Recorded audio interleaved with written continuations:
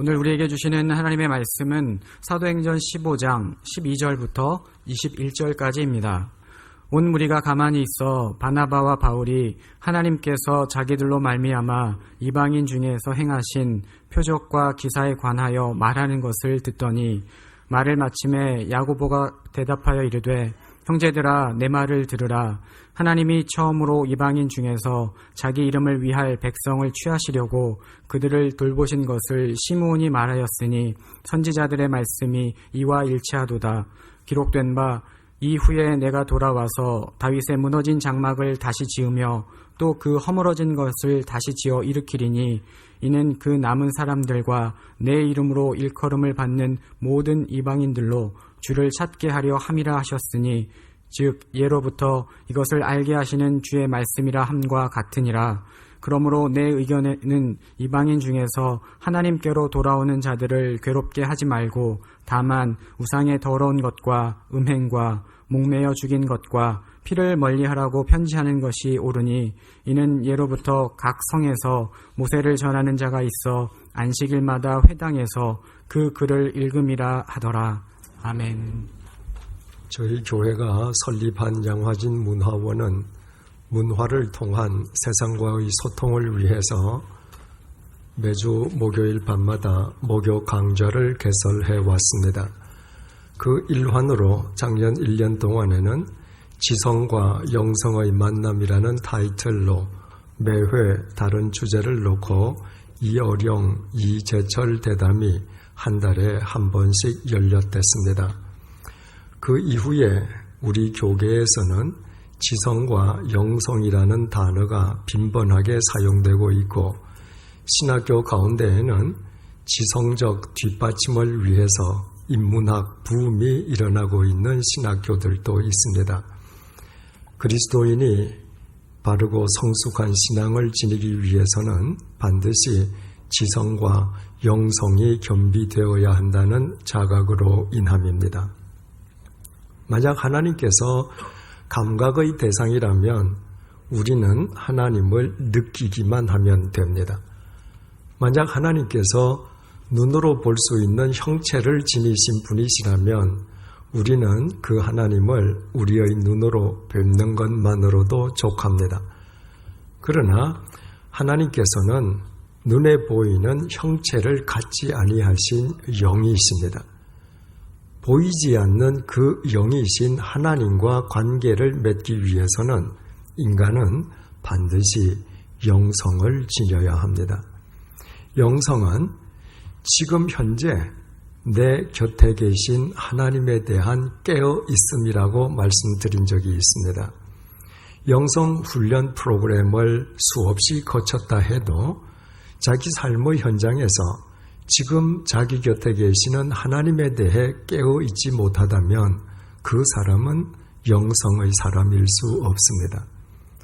영성 훈련 프로그램을 평생 한 번도 거치지 않았다 할지라도 언제 어디서나 지금 자기 곁에 계시는 하나님에 대해 깨어 응답하는 삶을 사는 사람이 있다면 그 사람은 깊은 영성의 소유자입니다.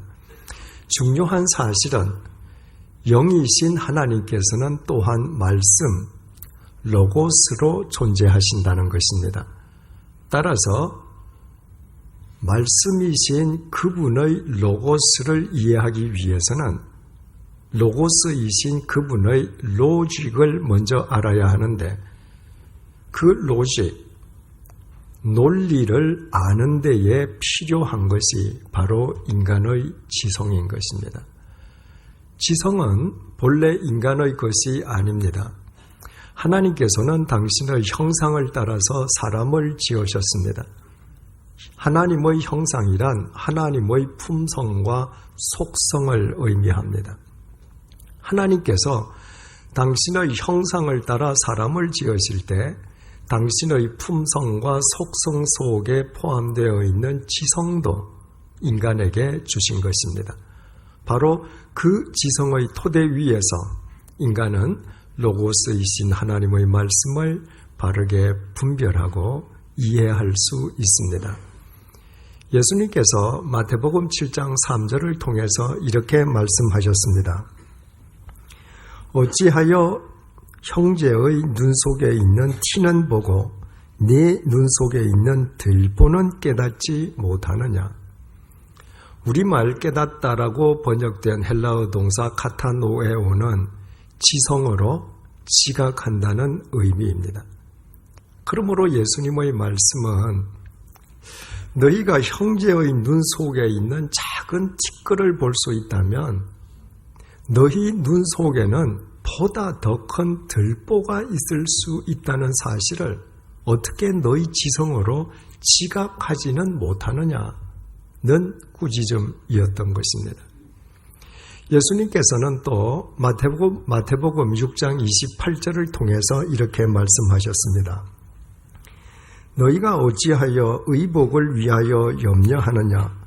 들의 백합화가 어떻게 자라는지 생각하여 보라. 우리말 생각하다라고 번역된 헬라어 동사 카타만타노는 심사숙고한다는 의미입니다. 들에 피어있는 백합화가 어떻게 자라는지 너희들의 지성을 동원해서 단 한 번만이라도 깊이 생각해보라. 백합화가 씨를 뿌리고 길쌈하는 수고를 하더냐? 그렇지 아니함에도 하나님께서 솔로몬의 옷도 감히 흉내낼 수 없을 정도로 백합화를 아름답게 꽃피우시지 않느냐? 오늘 있다가 내일 아궁이에 던져지는 들풀도 하나님께서 이처럼 아름답게 입히신다면 하물며 백합화보다 더 사랑하는 너희일까 보냐? 너희들은 어떻게 천지에 깔려있는 백합화를 보면서도 그 백합화를 그토록 아름답게 입히시는 하나님께서 너희들을 반드시 책임져 주실 것이라는 것을 너희 지성을 동원해서 단 한 번이라도 깊이 생각해 보려 하지 않느냐. 이 믿음이 적은 자들아. 주님의 말씀은 이런 의미였습니다. 마가복음을 보면 예수님께서 5병 2여로 5,000명을 먹이시고 또 7병 2여로 4,000명을 먹이신 뒤에 제자들에게 바리새인들과 헤롯의 누룩을 조심하라고 말씀하셨습니다. 바리새인들과 헤롯의 거짓 가르침, 거짓 교훈을 조심하라는 말씀이었습니다. 그러나 제자들은 예수님의 입에서 누룩이라는 말씀이 나오자마자 마침 자신들이 도시락을 지참하지 않았기에 예수님께서 그 사실을 지적하시는 것으로 속단해버렸습니다. 제자들은 5병 2여, 7병 2여의 능력을 지니신 예수님을 뵙고서도 여전히 그들의 관심은 오직 육적 양식에만 국한되어 있었던 것입니다. 예수님께서는 마가복음 8장 17절을 통해서 그 제자들을 이렇게 꾸짖으셨습니다. 너희가 어찌 떡이 없으므로 수근거리느냐? 아직도 알지 못하며 깨닫지 못하느냐? 너희 마음이 둔하냐? 우리말 둔하다라고 번역된 헬라어 동사 포로오는 바른 이해력과 분별력을 상실한 비지성적 상태를 의미합니다.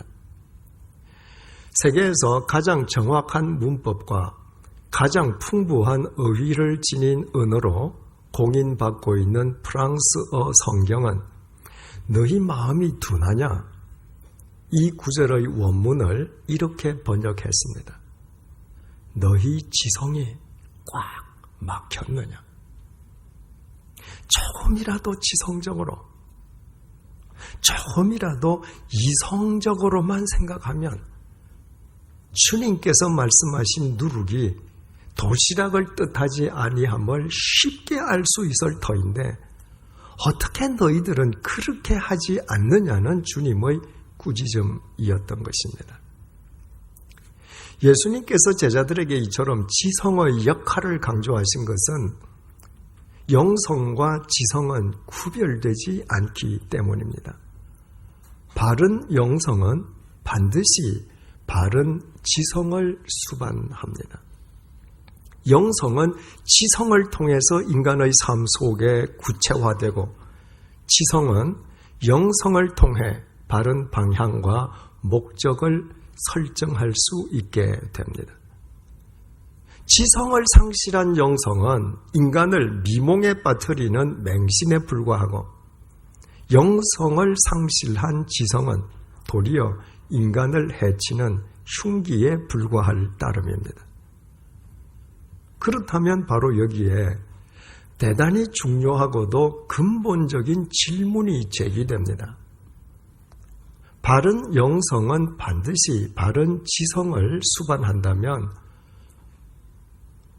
그리스도인이 바른 영성의 사람이 되기 위해 그리스도인에게는 도대체 어느 정도의 지성이 필요한 것입니까?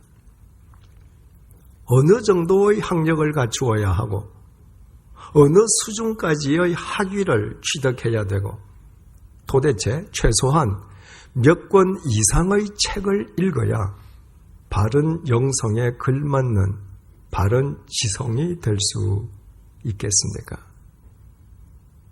가족 형평상 어릴 때부터 학교 교육을 전혀 받을 수 없어서 세상 사람들로부터 지성인으로 인정받지 못하는 사람은 그럼 한평생 영영 영성의 사람으로 살 수 없는 것입니까? 명문 과정을 거쳐서 박사 학위만 따면 가만히 있어도 절로 깊은 영성의 소유자가 될 수 있는 것입니까?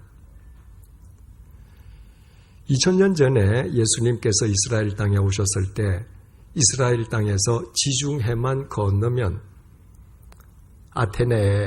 아테네에는 수없이 많은 아카데미들이 있었습니다. 그러나 예수님께서는 단 한 번도 지중해를 건너서 아테네 아카데미에서 수학하신 적이 없었습니다. 예루살렘으로 상경해서 학위를 취득하신 적도 없었습니다. 성경에 기록되어 있는 예수님의 설교와 비유 속에 2000년 전 당시의 지성인이라면 반드시 읽어야 할 헬라 고전 내용이 인용된 곳이 단 한 곳도 없다는 것은 예수님께서는 당시 지성인들의 필독서인 헬라 고전을 전혀 읽으신 적이 없다는 증거입니다. 예수님께서 당시 지중해 세계 국제 공용어이었던 헬라어를 말씀하실 수 있었다는 증거도 그 어디에서도 찾을 수가 없습니다. 2000년 전 당시 유대 사회 관점으로 보면 정규 교육을 받지 못하신 예수님께서는 전혀 지성인이 아닌 셈이었습니다. 예수님의 제자들은 또 어떠했습니까? 무학이라는 의미에서 제자들은 예수님과 동일했습니다. 무식한 갈릴리 어부 출신이거나 세리 출신들인 제자들이 주님의 부르심을 받기 전에 하루 벌어 하루 먹고 살기도 바쁜 판에 당시 교양 도서를 한 권인들 읽었겠습니까? 그 제자들 가운데에 문자를 제대로 해독할 수 있는 사람들이 몇 사람이나 되었겠습니까? 소크라테스, 플라톤, 아리스토텔레스의 이름인들 그들이 알았겠습니까?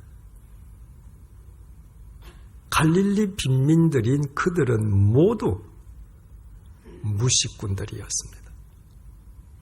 그런데 예수님께서는 그 무식꾼 제자들에게 역시 당시의 관점으로 지성인이 아니신 예수님께서 어떻게 너희들은 지성으로 지각하려 하지 않느냐? 너희들은 어떻게 단 한 번이라도 지성을 동원해서 깊이 생각하려 하지 않느냐? 너희들의 지성은 꽉 막혔느냐? 라고 질타하셨습니다.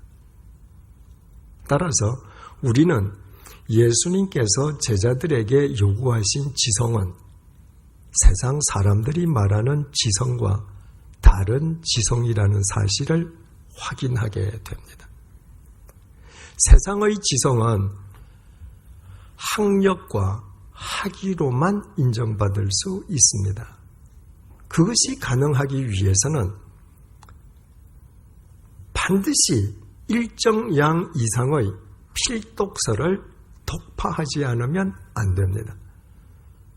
그러나 예수님께서 제자들에게 요구하신 지성은 세상의 학력이나 학위가 결코 아니었습니다.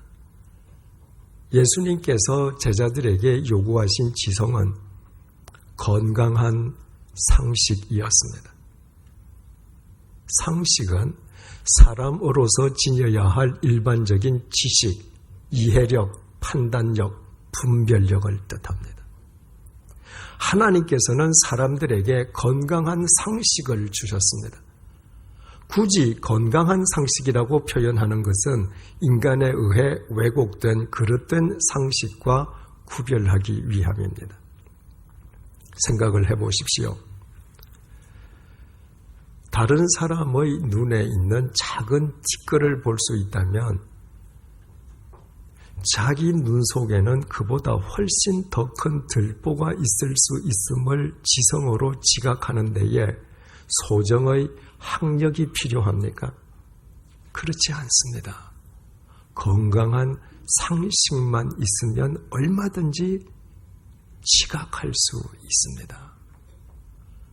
들에 피어 있는 백합화, 오늘 있다가 내일 아궁이에 던져지는 들풀도 하나님께서 솔로몬의 옷보다 더 아름답게 입히시는 것을 보면서 백합화보다 자신을 더 사랑하시는 하나님께서 자신을 반드시 책임져 주실 것임을 단 한 번이라도 깊이 생각하는데 특정 학위가 필요합니까? 건강한 상식만 있으면 족합니다. 오병이어, 칠병이어의 능력을 베푸신 주님께서 우리에게 요구하시는 삶이 더 이상 육적 양식을 목적으로 삼는 삶이 아니라는 것을 깨닫는 데에 반드시 읽어야 할 필독 도서가 따로 있겠습니까? 결코 아닙니다. 건강한 상식만 있으면 얼마든지 깨달을 수 있습니다. 바른 영성은 반드시 바른 지성을 수반합니다. 지성이 결여된 영성도, 영성이 빠진 지성도 불완전할 수밖에 없습니다. 영성과 지성이 두 수레바퀴처럼 함께 할 때에만 우리의 신앙은 날로 성숙해질 수 있습니다. 그러나 성경이 우리에게 요구하는 지성, 주님께서 우리에게 요구하시는 지성은 세상의 학력이나 학위가 아닙니다. 주님께서 우리에게 요구하시는 지성은 하나님께서 주신 건강한 상식입니다. 그래서 가정형편상 일평생토록 단 한 번도 학교 문턱을 넘어서 보지 못한 사람도 깊은 영성의 소유자로 살아갈 수 있습니다. 반면에 세상의 높은 학력이나 학위가 깊은 영성을 보장해 주는 것도 아닙니다. 깊은 영성은 세상의 학력이나 학위가 아니라 하나님께서 주신 건강한 상식으로부터 출발하기 때문입니다. 젊은 가정주부가 제게 보내온 상담 글을 당사자의 허락을 받아서 여러분에게 읽어드리겠습니다. 안녕하세요, 목사님. 저는 두 아들을 키우는 지극히 평범한 교인입니다. 제가 이렇게 목사님께 신앙 상담을 요청드리는 이유는 영적인 것이 어떤 것인지 잘 모르겠어서입니다. 저는 딸만 둘인 집안의 장녀인데 제 동생은 어려서부터 저보다 하나님께 더 속해 있으려는 노력을 아끼지 않는 아이였습니다. 그래서 늘 신앙적으로 저의 게으름과 부족함을 일러주곤 했습니다. 그 전에는 동생이 하는 이야기가 듣기는 싫지만 틀리지 않다는 것을 알기에 마음으로 수긍이 되었습니다. 그러나 동생이 몇 해 전부터 지옥에 가는 크리스천이라는 책을 읽고 아무개 교회를 알게 된 이후 그 글 속에는 이 교회의 이름이 명시되어 있었습니다. 이 교회 이름을 밝히면 대부분의 분들은 다 아시는 교회지만 이름은 가리겠습니다. 아무개 교회를 알게 된 이후로 동생이 하는 이야기가 납득되지 않아 마음이 많이 괴로웠지만 제가 워낙 아는 것이 별로 없어 마음만 괴롭지 동생에게 제 생각을 제대로 말할 수도 없었습니다. 요즘 들어 동생은 늘 영적인 것만 찾습니다. 아이들이 보는 만화에 요술, 마녀, 괴물, 인형 등이 나오면 영적으로 나쁘다고 합니다. 산타 할아버지는 예수님의 자리를 가리는 사탄의 계략이랍니다. 물론 저도 알고 있습니다. 그것들이 그리 좋지 않음을요. 하지만 영원히 차단할 수도 없는 것이니 우리 아이들이 스스로 분별할 수 있도록 차근차근 알려주길 원했습니다. 그리고 산타 할아버지도 어린 시절만 가질 수 있는 추억이니 굳이 제가 그것을 빼앗고 싶지는 않았습니다. 그러나 동생은 제가 영적으로 너무 둔감하여 그렇다는 것입니다. 맞습니다. 제가 둔감한 것은 맞는데 그러나 전 정말 동생이 말하는 그런 게 영적인 것인지를 잘 모르겠습니다. 사실 제 남편은 전도사입니다. 남편이 이 목사님의 책을 즐겨 읽어 저도 목사님을 알게 되었거든요. 얼마 전에 초등부 목회를 하던 남편이 행정부서로 발령이 났습니다.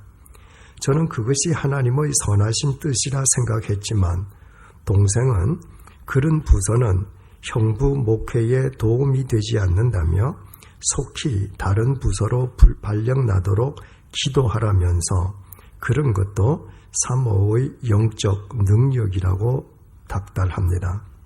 저는 분명히 하나님께서 당신의 교회 가운데 남편을 그 부서로 부르셨고 앞으로 어디로 가든 그것 또한 하나님의 계획이심을 믿고 있습니다.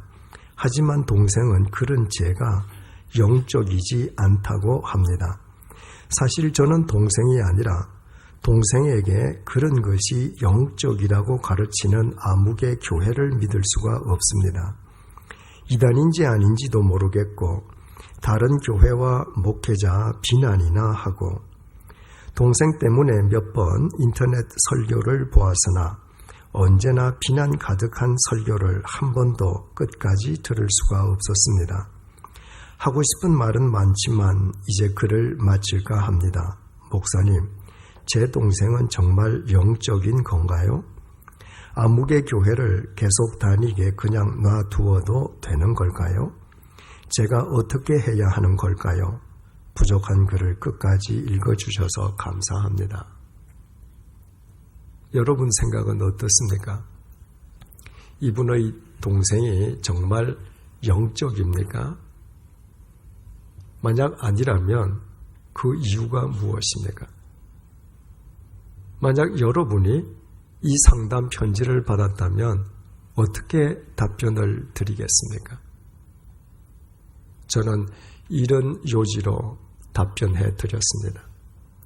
영적이라는 것은 하나님께서 주신 건강한 상식을 지니고 사는 것입니다.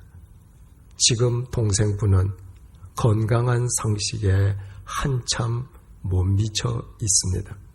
동생은 전혀 영적이지 않습니다.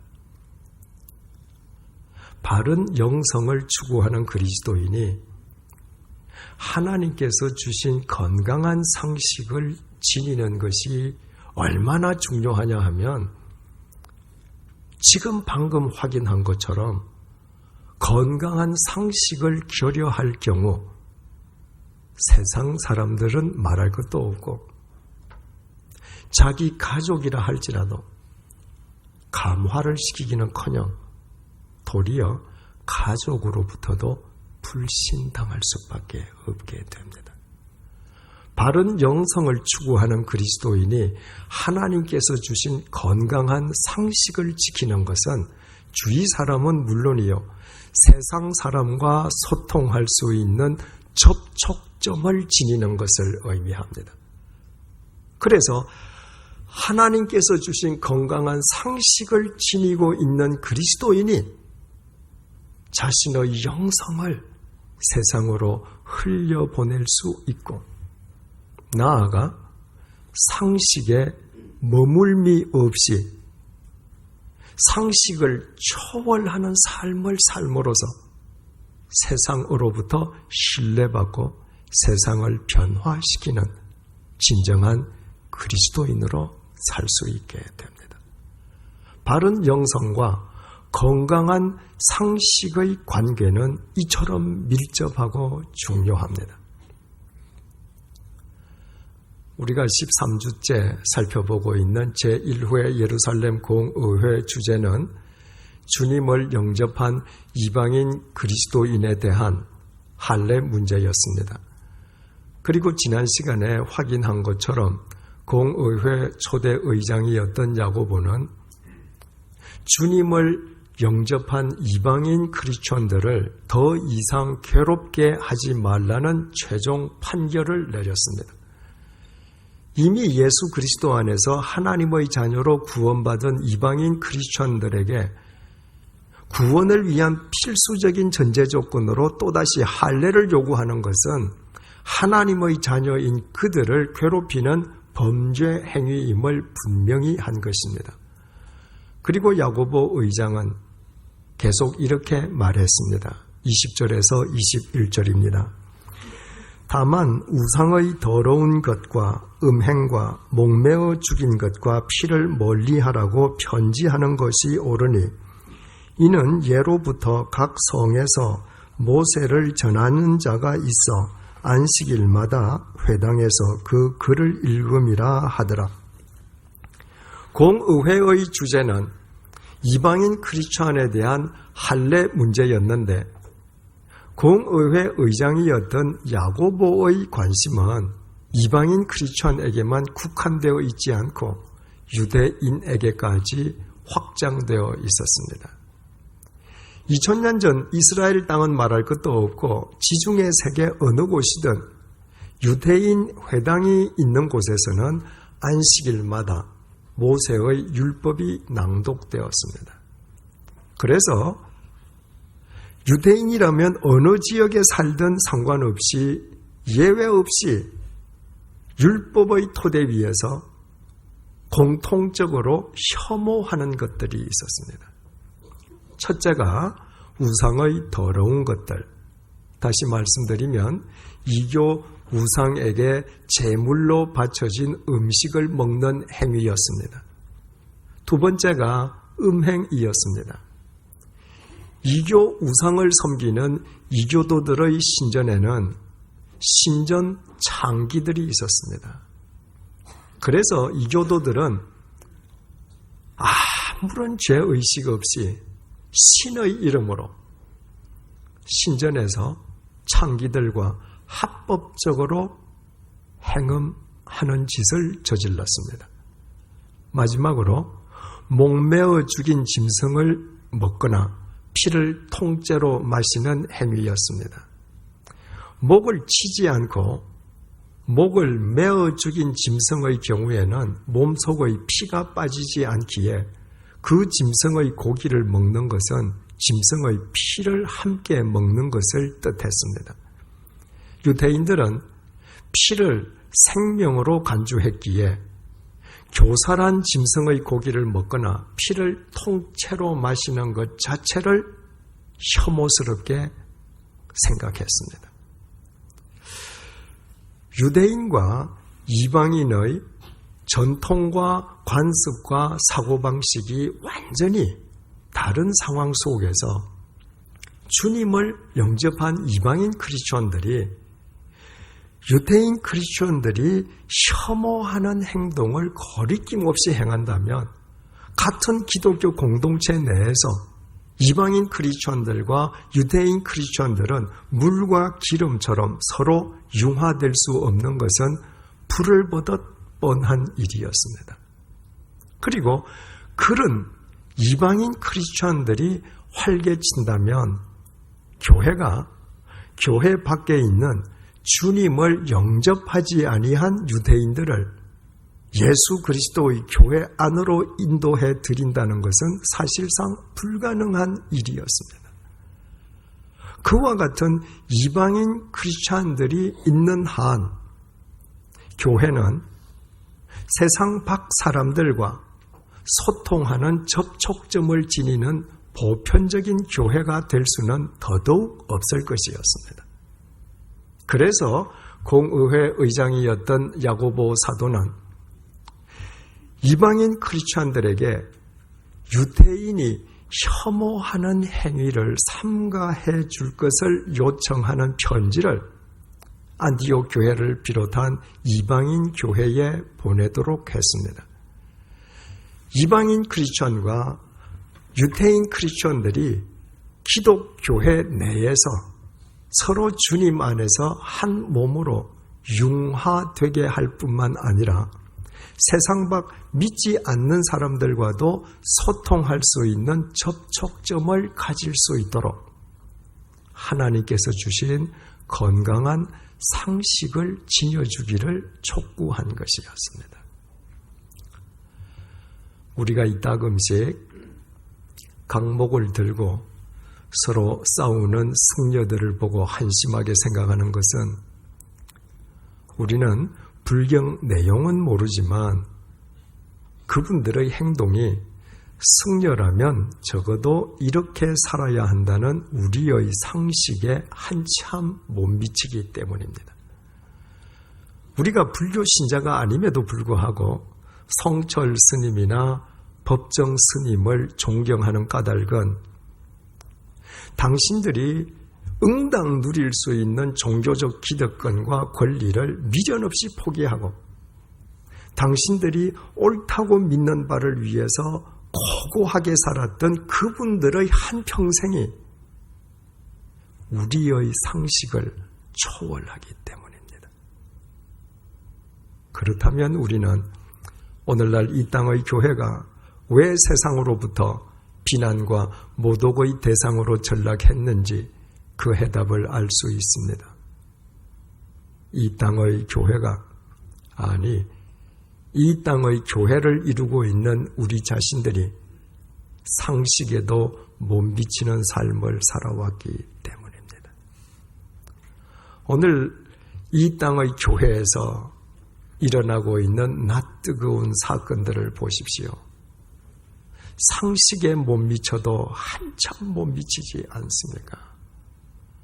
그렇게 해서야 세상 사람들을 감화시키기는커녕 자기 가족과도 대화가 단절된 채 가족으로부터도 불신당할 수밖에 없습니다. 바른 영성은 반드시 하나님께서 주신 건강한 상식으로부터 출발합니다. 우리 모두, 우리 주위 사람들은 물론이요, 교회 밖 세상 사람들과도 소통할 수 있는 접촉점을 지닐 수 있게끔 하나님께서 주신 건강한 상식의 사람들이 되십시다. 거기에 머물미 없이 주님을 위해 우리의 기득권과 권리를 과감하게 포기하는 상식을 초월하는 참된 영성의 그리스도인들이 되십시다. 그때부터 세상 사람들은 우리의 말을 경청하고 우리를 신뢰할 것이요, 우리는 세상 사람들을 감화시키며 이 세상을 변화시키는 진리의 빛으로 살 수 있을 것입니다. 기도하시겠습니다.